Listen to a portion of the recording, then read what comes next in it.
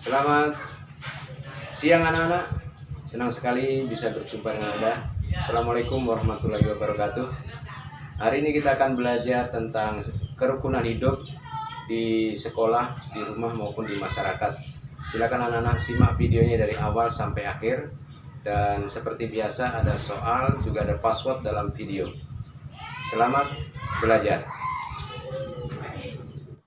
Oke, kali ini kita akan bahas tentang pembelajaran di tema 2, kerukunan hidup sebagai dasar persatuan dan kesatuan. Nah, anak-anak, sebagai siswa dan juga sebagai masyarakat Indonesia, kita harus mengetahui hal-hal apa saja yang perlu ditumbuhkan dalam hidup rukun, baik itu di lingkungan sekolah, di rumah maupun di keluarga. Kerukunan hidup di sekolah harus kita terapkan pada teman-teman serta guru di sekolah. Walaupun kita berbeda satu dengan lainnya, namun kerukunan juga harus ditegakkan.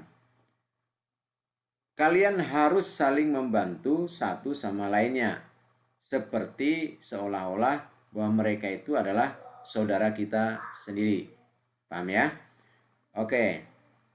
Kerukunan hidup di lingkungan rumah atau keluarga juga harus kita lakukan pada setiap anggota keluarga, yaitu bisa kepada kedua orang tua, kakak, adik, nenek, kakek, paman, bibi, atau orang-orang yang ada di dalam keluarga kita. Penerapan kerukunan hidup ini perlu diterapkan sebagai upaya agar tercipta ketenangan dan ketentraman dalam menciptakan suatu kedamaian, baik itu di lingkungan rumah maupun di lingkungan sekolah. Nah, kerukunan hidup di lingkungan sekolah. Ayo kita bahas seperti apa kerukunan hidup di lingkungan sekolah. Hidup rukun di sekolah itu dimaksudkan untuk menjaga hubungan baik antara teman dengan teman, antara siswa dengan guru, dengan kepala sekolah maupun dengan seluruh warga masyarakat atau warga sekolah tersebut. Nah, contoh kerukunan hidup di lingkungan sekolah yang dapat kita terapkan itu diantaranya apa saja? Yang pertama, kita harus membantu memberikan penjelasan saat teman kita mengalami kesulitan dalam belajar. Jadi kalau sahabat kita atau teman kita di sebelah atau siapapun itu, ketika dia mengalami kesulitan belajar, wajib bagi kita untuk membantu mereka agar mereka bisa memahami apa yang kita pahami juga pada saat pembelajaran. Yang berikutnya, meminjamkan alat tulis ketika teman kita membutuhkan. Jadi kasihan kalau dia nggak ada alat tulis, nanti kawan kita tidak bisa menulis. Oleh karena itu kalau kita punya, setidaknya kita meminjamkan alat-alat tulis kita. Jadi kita selain membantu, kita juga dapat pahala kebaikan. Yang ketiga, kita harus saling menghargai berbagai pendapat dari teman. Kita tahu bahwa setiap orang itu punya pendapat yang berbeda-beda, maka hargailah pendapat teman kita walaupun itu berbeda dengan kita, sehingga akan tercipta kerukunan. Jangan kita tentang pendapat mereka, kita hargai saja. Yang keempat, saling bertegur sapa dengan teman saat bertemu. Bisa kalian ucapkan assalamualaikum, selamat pagi, halo, hai, dan sebagainya. Kemudian yang kelima, kita harus bersikap baik kepada teman dan menghindari pertengkaran. Nah, biasanya anak-anak suka emosi, cepat emosi, ada suka main ol-olan sehingga akhirnya timbul pertengkaran. Nah, itu harus kita hindari. Kemudian yang keenam, kita harus mematuhi semua aturan di sekolah agar tercipta hidup rukun di sekolah. Ingat, setiap sekolah punya aturan sekolah. Nah, kalau kita taat dengan aturan sekolah, maka kita dikatakan kita hidup dengan disiplin. Maka akan tercipta kerukunan kalau semuanya hidup disiplin. Yang ketujuh, kita juga harus hormat dan patuh kepada guru. Itu sudah merupakan suatu kewajiban. Sama dengan orang tua, kita harus hormat dan patuh. Guru itu adalah orang tua kita di sekolah, oke? Yang kedelapan, melakukan belajar secara bersama dengan teman di sekolah atau kerja kelompok untuk saling membantu satu sama lainnya dalam mempelajari suatu materi. Nah, seperti di gambar itu terlihat anak-anak bekerja secara berkelompok untuk memecahkan satu masalah, kemudian juga bermain bersama, juga menghargai guru. Oke, itu adalah beberapa contoh dari hidup rukun yang ada di sekolah. Apa yang harus kita lakukan di sekolah. Dan masih banyak yang lain lagi tentunya yang anak-anak bisa kembangkan sendiri. Baik, kerukunan hidup di lingkungan keluarga. Anak-anak tentu punya keluarga semuanya ya. Jadi lingkungan keluarga itu meliputi kedua orang tua kita, kakak, adik, kakek, nenek, paman, bibi, dan sebagainya. Itu adalah semua keluarga kita. Di dalam lingkungan keluarga perlu juga kita tumbuhkan sikap yang dapat menciptakan hidup rukun. Nah, setidaknya kalau kita rukun, maka di dalam rumah itu akan terasa aman, tentram. Ada beberapa sikap yang perlu kita tumbuhkan di dalam menciptakan kerukunan hidup di lingkungan keluarga. Nah, apa aja itu? Yang pertama, kita harus saling menghargai pendapat keluarga dan tidak menyela jika orang tua sedang berbicara. Ingat, kalau orang tua sedang berbicara, dengarkan. Jangan sesekali mencela atau menyela, memotong pembicaraan orang tua. Itu tidak sopan. Oke, dengarkan dulu, selesaikan dulu orang tua berbicara. Yang kedua, menghormati ayah dan ibu di rumah. Menaati semua aturan di rumah. Tidak membantah orang tua. Ingat, orang tua adalah orang yang melahirkan ibu kita. Orang yang membesarkan kita. Orang yang memberikan segala sesuatunya buat kita untuk perkembangan tubuh kita dan sebagainya. Maka wajib bagi kita untuk menghormati ayah dan ibu kita. Oke? Yang berikutnya, kita harus membudayakan kegiatan makan bersama keluarga di rumah. Dengan makan bersama, setidaknya kalau kita ada punya hal atau punya cerita apa, bisa dibicarakan setelah makan bersama. Kalau dalam satu meja kita bisa saling bertukar pendapat dan sebagainya, sehingga tercipta kerukunan dalam sebuah keluarga itu. Maka sekali waktu kita memang harus ada makan bersama walaupun masing-masing sudah punya kesibukan. Setidaknya anak-anak bisa usulkan kepada orang tua, sekali-sekali harus makan bersama untuk menciptakan kerukunan hidup. Oke, berikutnya kita harus membantu orang tua mengerjakan pekerjaan rumah atau bergotong royong. Membersihkan rumah mulai dari menyapu, mengepel, membersihkan taman, menyuci piring, dan sebagainya. Biasanya pekerjaan itu banyak ibu kita yang capek mengerjakannya. Nah, pada hari Minggu sesekali selain kita berliburan, boleh-boleh juga kita gotong royong membersihkan rumah, lingkungan sekitar rumah kita. Sehingga terjadi kerjasama dan kerukunan hidup di dalam keluarga kita. Yang kelima, belajar bersama keluarga di rumah dengan saling membantu antara kakak dan adik tanpa merepotkan orang tua. Nah, saat ini di masa pandemi ini kita belajar secara daring. Mungkin anak-anak kesulitan dalam memahami suatu pelajaran yang diberikan oleh guru. Oleh karena itu bertanyalah kepada kakak, kepada abang, atau kepada saudara yang lebih tua yang sudah memahami. Nah, kecuali tidak ada mereka, bolehlah kita bertanya kepada orang tua. Tetapi kalau bisa jangan membebani orang tua, harus belajar mandiri. Berikutnya, pertanyaannya, apa manfaat hidup rukun baik itu di sekolah, di rumah, atau di masyarakat? Nah, banyak manfaat yang kita dapatkan dari hidup rukun. Apa aja itu? Yang pertama, kalau di lingkungan sekolah, jika kita menjalin komunikasi yang baik, misalnya komunikasi dengan teman-teman dan guru, ini akan membuat kita belajar di sekolah menyenangkan. Kalau kita tidak bisa menjalin komunikasi, maka seolah-olah kita itu nggak punya teman. Maka kita akan merasa tidak betah, bosan, tidak nyaman di sekolah. Tetapi kalau kita banyak teman, karena kita mampu berkomunikasi dengan baik dengan teman maupun guru, maka kita akan merasa betah dan nyaman belajar di sekolah.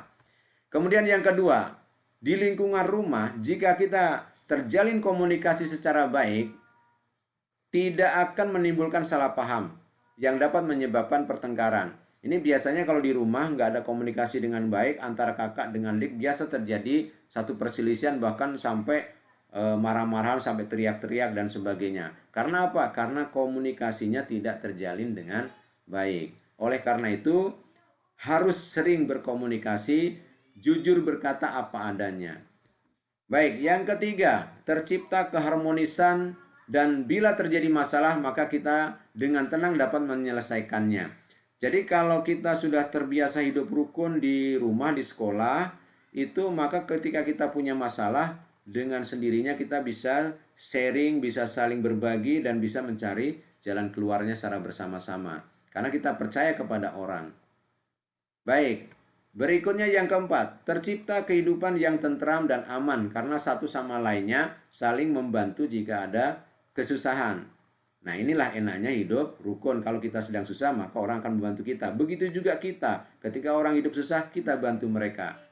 Nah, maka kita akan hidup dengan tentram dan aman, tidak saling bermusuhan. Yang kelima, terjalin rasa persatuan dengan teman dan keluarga kita. Jika kita bersatu, apapun itu masalahnya, maka akan dengan mudah terselesaikan. Sama dengan bangsa kita. Bangsa kita bisa merdeka itu karena para pemuda, para pahlawan dulu, itu semua bersatu padu melawan penjajah. Maka kita berhasil memerdekakan negeri kita ini. Ya. Berikutnya, persatuan dan kesatuan. Apa itu persatuan dan kesatuan? Persatuan dan kesatuan itu berarti utuh atau tidak terpecah, atau berarti bersatunya macam-macam ras, budaya, dan adat istiadat dalam satu masyarakat yang bersatu dan serasi. Kesatuan Republik Indonesia yang dibangun atas persamaan nasib, satu kesatuan budaya, satu kesatuan wilayah, serta satu keyakinan terhadap Tuhan Yang Maha Esa, sehingga terwujudlah tujuan negara kita ini. Nah, oleh karena itu, persatuan dan kesatuan itu adalah harga mati bagi bangsa kita. Jaga Indonesia agar tetap bersatu, walaupun kita berbeda-beda, baik berbeda agama, suku, ras, budaya, dan sebagainya, tetapi kita tetap satu bangsa, yaitu bangsa Indonesia. Berikutnya, prinsip kesatuan dan persatuan. Ada 5 prinsip dalam membangun persatuan dan kesatuan di Indonesia kita. Yaitu apa? Yang pertama, prinsip Bhinneka Tunggal Ika. Yang berarti walaupun terdiri dari berbagai macam suku, bahasa, agama, adat istiadat, ras, dan sebagainya, walaupun berbeda-beda itu, tetapi kita tetap satu jua, yaitu bangsa Indonesia. Itu prinsip yang pertama. Yang kedua, prinsip nasionalisme Indonesia. Nasionalisme atau cinta tanah air yaitu sikap untuk selalu berusaha untuk memajukan negara kita. Oke, itu nasionalisme, rasa cinta terhadap tanah air kita. Kita selalu punya keinginan untuk memajukan negara kita sendiri. Prinsip berikutnya yaitu prinsip wawasan Nusantara. Nah, sebagai bangsa Indonesia kita harus merasa satu, merasa senasib sepenanggungan, ya, sebangsa dan setanah air, serta memiliki semangat untuk mencapai cita-cita pembangunan nasional. Itu wawasan Nusantara, ya. Sebagai bangsa Indonesia kita harus merasa satu. Kemudian prinsip berikutnya adalah prinsip kebebasan yang bertanggung jawab. Manusia memiliki kebebasan dan juga tanggung jawab masing-masing terhadap dirinya sendiri, terhadap masyarakat maupun terhadap Tuhan Yang Maha Esa. Nah, oleh karena itu kita harus saling menghargai itu, menghargai prinsip kebebasan itu. Tetapi kita tidak boleh semau kita sendiri. Oke? Nah, perilaku apa yang mencerminkan adanya rasa persatuan dan kesatuan? Nah, ini yang penting bagi anak-anak ketahui. Sebagai bangsa Indonesia, sebagai siswa juga masyarakat, juga sebagai bangsa Indonesia, nah kita itu harus memiliki sikap kesatuan dan persatuan, yaitu dengan menumbuhkan perilaku terpuji. Ada beberapa cara untuk menjaga rasa persatuan dan kesatuan itu. Nah, bagaimana caranya? Yang pertama, kita harus membina keserasian, keselarasan, dan keseimbangan baik di lingkungan keluarga, sekolah, maupun masyarakat. Nah, jaga keserasian, keselarasan dengan saling menghormati tadi. Yang kedua, saling mengasihi, saling membina, dan saling memberi sesama teman, baik itu di rumah, di sekolah, maupun di masyarakat. Saling membantu, yang kurang kita berikan karena kita punya kelebihan, ya. Jadi saling membantu. Ketika ada kawan kena musibah, kita bantu. Ya. Oke, berikutnya. Yang ketiga, kita tidak memperbesarkan tentang hal perbedaan. Jangan membesar-besarkan tentang perbedaan, tetapi kita itu harus selalu mencari kesamaan dan kebersamaan baik di rumah, di sekolah maupun di masyarakat. Jangan memperbesar sesuatu yang berbeda, ya. Tapi kita harus selalu mencari kesamaan supaya tercipta persatuan tadi. Yang keempat, selalu menjauhkan diri dari pertentangan dan perkelahian. Hindari perkelahian, ya. Teman itu sulit dicari, musuh gampang dicari, ya. Tetapi kita harus menghindari musuh. Jangan menciptakan permusuhan, tapi ciptakanlah persahabatan. Itu akan membuat indah kehidupan kita. Yang berikutnya, yang kelima, membuat atau mengikuti kegiatan yang dapat membangun persatuan dan kesatuan.